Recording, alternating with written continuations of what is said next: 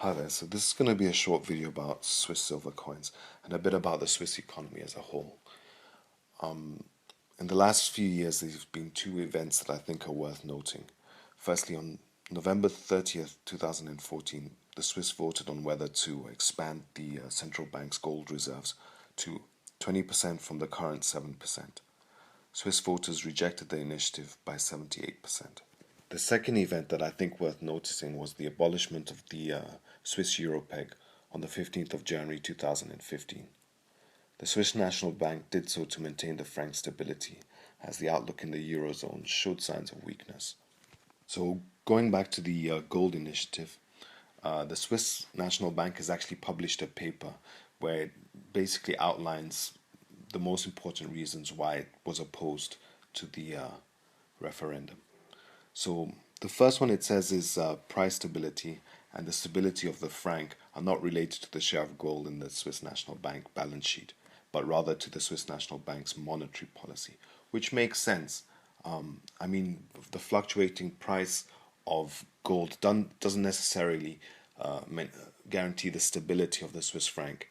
So it can do, but it doesn't always, and that I think is very valid. That the Swiss National Bank has been given the legal mandate to ensure price stability. They go on to say that the Swiss National Bank fulfills this mandate better than almost any other central bank. Average inflation has remained below 1% for the last 20 years. Prescriptions on the share of gold in the balance sheet coupled with a sales ban would make it considerably more difficult for the Swiss National Bank to fulfill its mandate in the future.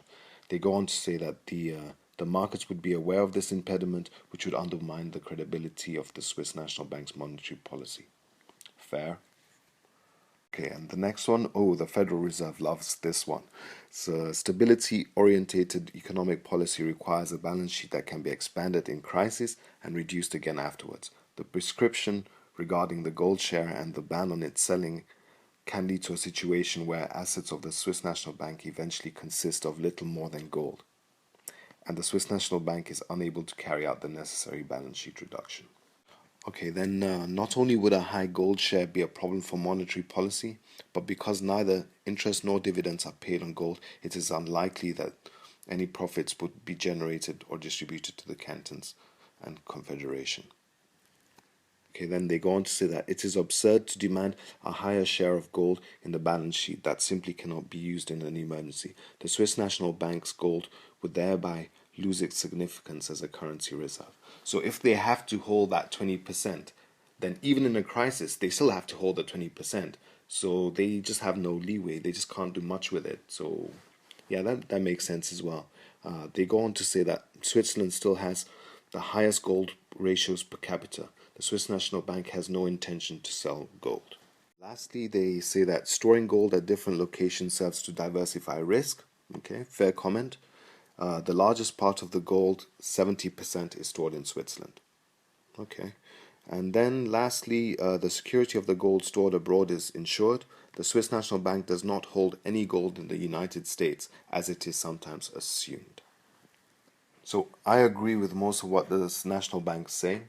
I think it's worth noting that until 1999, the Swiss franc was backed by 40% gold.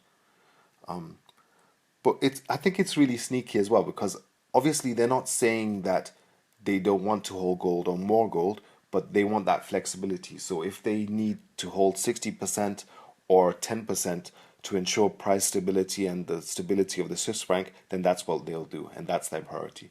So that all makes sense. Yeah, let's just move on to silver. Okay, so Swiss coins from the half franc to the 5 franc until 1968 were 83.5% silver. The Swiss franc is my choice coin. It has 0.4027 ounces of silver per coin, and it's the biggest. The 5 franc was printed during three different periods: 1905 until 1927, and then 1931 till 1967, and then once again in 1969. Older 5 franc coins that were produced from 1904 until 1928 actually have a different melt value. Their silver content is 0.7234 ounces per coin. And because they're older, they tend to be more expensive and also more numismatic. I usually buy the 1967 5 franc because they are abundant, but mostly because of their face value. A Morgan dollar, for example, has a face value of $1, even though it's 90% silver. A 5 franc has a 5 franc face value, surprise, and its melt value is 6 francs 11 cents, due partly to the fact that the price of silver is at a low, but also because the Swiss franc tends to hold its value. I'd just like to finish off by saying that silver being the soft metal it is, Swiss coins tend to keep their strike and details better than 90% silver because the alloy has less silver and therefore they tend to be more resilient. Anyway, whatever you choose to invest in, all the best.